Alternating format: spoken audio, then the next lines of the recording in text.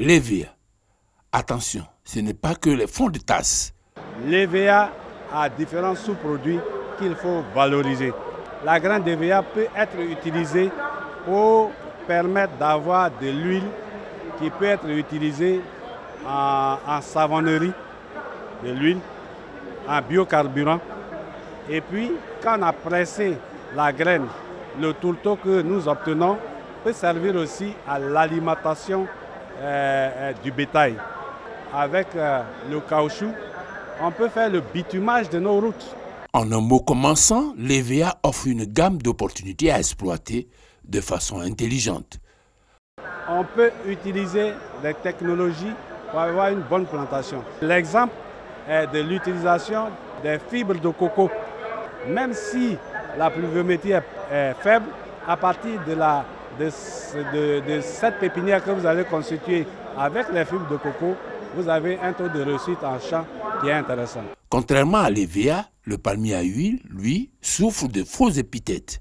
On l'accuse d'être à la base de la déforestation, d'être un produit qui provoque des maladies cardiovasculaires et détruit la biodiversité. Enfin, tous les maux du changement climatique aujourd'hui sont imputés à la filière palmier à huile. Les responsables de la filière palmier à huile se sont donné les moyens de détruire cette fausse image avec le concours de personnalités qui font autorité dans le domaine de la médecine. L'huile de palme n'est pas néfaste à la santé.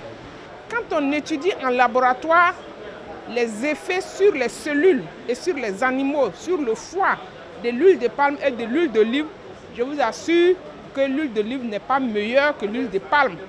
C'est le contraire même que nous voyons.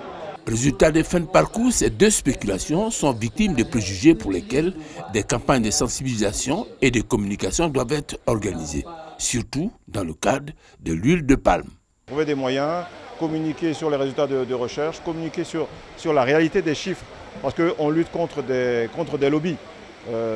Par exemple, nous avons constaté que des produits sont importés en Côte d'Ivoire avec sur l'étiquette la mention sans huile de palme, comme si c'était une qualité.